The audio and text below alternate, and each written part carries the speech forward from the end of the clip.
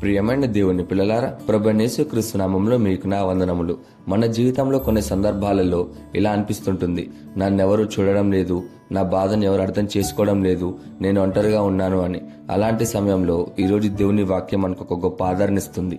మనలను చూస్తున్న దేవుడు ఉన్నాడు అని. ఈరోజు దేవుని వాగ్దానము ఆదికాండము 16వ అధ్యాయము 13వ వచనము. ఆదికాండము 16వ అధ్యాయం 13వ వచనం వాక్యం ఇలా ఉంది: చూచుచున్న దేవుడవు నీవే అని తనతో మాట్లాడిన యెహోవాకు ఆమె పేరు పెట్టెను అని. ప్రియమైన సహోదరి సహోదరులారా, ఈ వాక్యము హాగరు అనే స్త్రీ జీవితంలో జరిగిన సంఘటన. ఆమె ఒంటరిగా ఉంది, బాధలో ఉంది, ఎవరూ ఆమెను పట్టించుకోలేదు. కానీ దేవుడు ఆమెను చూశాడు. అసలేం జరిగిందో ఇప్పుడు మనం చూద్దాం. హాగరు ఒక ఐగుప్తు దాసి. ఆమె అబ్రాహాముకు అలాగే సారా దగ్గర పనిచేసేది. సారాకు పిల్లలు లేరు. అందుకే ఆమె ఒక నిర్ణయం తీసుకుంది, హాగరు ద్వారా నాకు సంతానం రావాలి అని. కానీ హాగర్ గర్భవతైన తర్వాత ఆమె తన యజమానురాలైన సారాను తక్కువగా చూడడం ప్రారంభించింది. సారాకు కోపం వచ్చింది, హాగరును బాధ పెట్టింది. పరిస్థితి చాలా కష్టంగా మారింది. హాగరు బాధను తట్టుకోలేక అడవిలోకి పారిపోయింది. ఒంటరిగా, నిరాశగా, భయంతో ఉంది. ఆమె స్థితి ఎలా ఉంది అంటే, ఎవరూ లేరు, సహాయం లేదు, భవిష్యత్తు తెలియదు, నా జీవితానికి విలువ ఉందా అని అనిపించే స్థితి. అప్పుడు అక్కడ ఒక నీటి ఊట దగ్గర దేవదూత ఆమెకు ప్రత్యక్షమయ్యాడు. ఆమెను పేరు పెట్టి పిలిచాడు, హాగరు అని. దేవుడు ఆమెను అడిగాడు, నువ్వు ఎక్కడి నుండి వచ్చావు, ఎక్కడికి వెళ్తున్నావని. అంటే దేవునికి మొత్తం తెలుసు, అయినా కూడా ఆమెను అడిగాడు. దేవుడు ఇలా అన్నాడు, నీ యజమానురాల దగ్గరికి తిరిగి వెళ్ళు అని. మరియు ఒక వాగ్దానం ఇచ్చాడు, నీ సంతానం విస్తారంగా పెరుగుతుంది అని. హాగరు గ్రహించిన సత్యం, ఆ క్షణంలో హాగరు ఒక గొప్ప నిజాన్ని అర్థం చేసుకుంది. నేను ఒంటరిగా లేను, దేవుడు నన్ను చూస్తున్నాడు అని.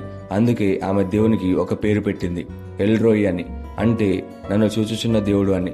హాగరు ఇలా అనుకుంది, నన్ను ఎవరూ పట్టించుకోలేదు, కానీ దేవుడు నన్ను చూశాడని. ఇక్కడ ముఖ్యమైన పాఠాలు ఏంటంటే, మొదటిగా దేవుడు మనల్ని చూస్తున్నాడు. మన బాధ, మన కన్నీళ్లు, మన పరిస్థితి ఏది ఆయనకు దాచబడి లేదు. అలాగే రెండోదిగా దేవుడు మనతో మాట్లాడుతున్నాడు. మనకు ఒంటరిగా అనిపించినప్పుడు ఆయన మనతో మాట్లాడతాడు.